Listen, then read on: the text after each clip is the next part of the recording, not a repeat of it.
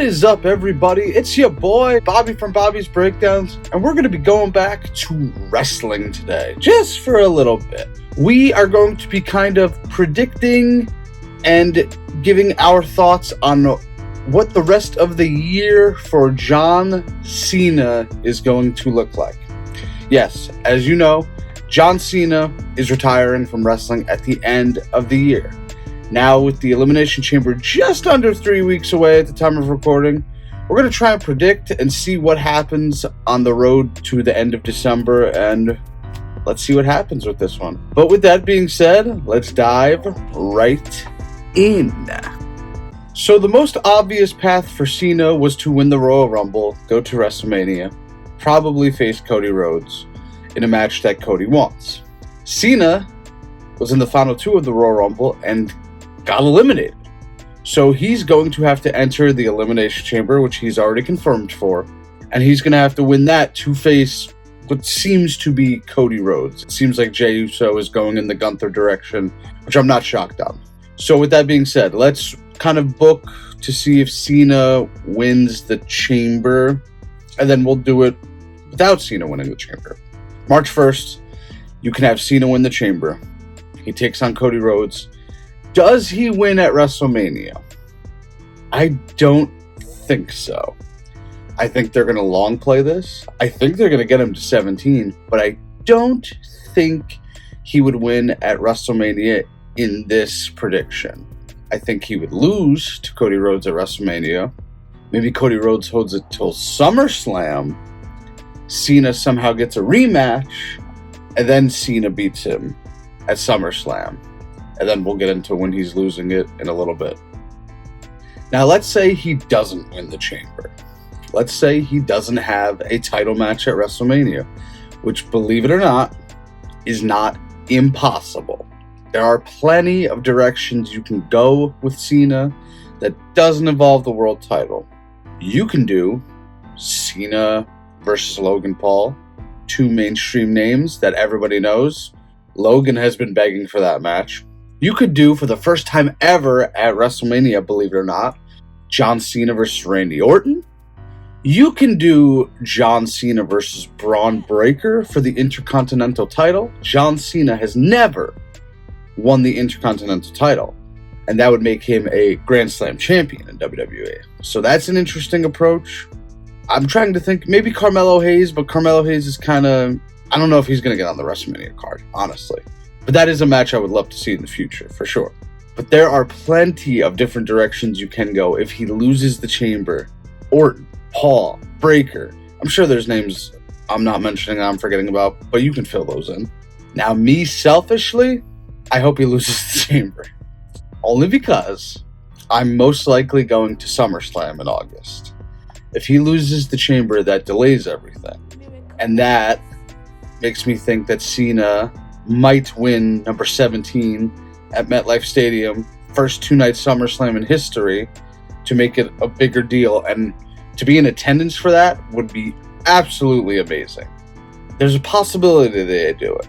I'll tell you more how I feel after the Chamber, because obviously if he wins the Chamber, he's going to go on to face Cody Rhodes, most likely, and there's a shot he wins it, obviously, but there's also a shot he loses it. Cena is all about putting over this new talent, clearly, letting Jey Uso eliminate him. I don't know what's going to happen. But let's get back to if he does win the Chamber. So let's say he wins the Chamber. He goes on to face Cody Rhodes.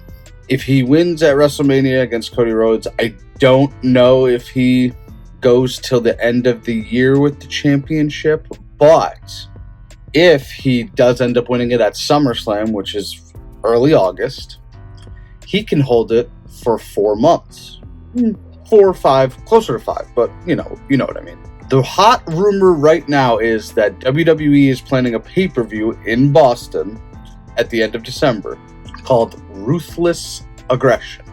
I don't see Cena being the guy to win his final match. Usually, you go out losing. I see Cena doing that route.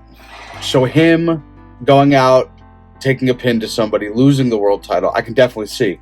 But if you do the the SummerSlam to Ruthless Aggression, assuming it happens, you can have him win the world title, hold it for a few months, lose it, then retire. What a better way to go out in his hometown, losing the belt. And in this prediction, you can still have him win the Intercontinental title at WrestleMania, get that Grand Slam championship, hold it. He doesn't even have to hold it for a month, honestly, just to get him that reign. But I think that's the play here.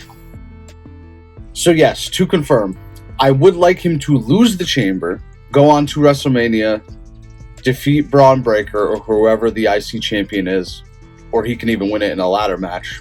I don't know if he would do that, but he can win it in a multi-man match so Breaker doesn't have to take the pin. Grand Slam Cena. He holds it for a month, 2 months, whatever. He somehow loses it, gets into the world title picture, faces, I don't even know who the world champion would be at that point. Jey Uso, CM Punk, Cody Rhodes, somebody for the world title at SummerSlam. He wins at the first 2 nights of SummerSlam, making him a 17-time world champion.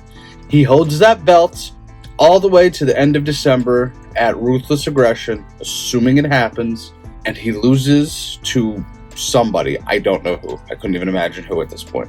He loses it to somebody, goes out taking a pin, and that's the end of John Cena's illustrious career. That's how I would book it. How would you book it? And lastly, I'm going to name a bunch of superstars that I would love to see Cena have a match with. Match with for the first time or match with again? Randy Orton, CM Punk, Logan Paul. I know those 3 guys would jump at a match with him for sure. Cody Rhodes, same thing. Chad Gable would be cool.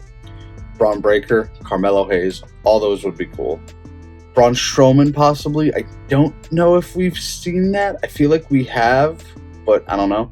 Jey Uso would probably jump at the opportunity. Damian Priest would be a cool one. A Johnny Gargano, one-on-one, just to get that in before he retires.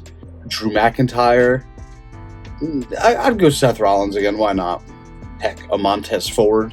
I just rattled that off in my brain. Cena vs. Fatu also. Jacob Fatu. And Cena vs. Grayson Waller. That's been teased a few times, but we never got that. So that would be another cool one. I'm sure there's more names, but you know what I mean. There's a lot of great matches you can have him in this year.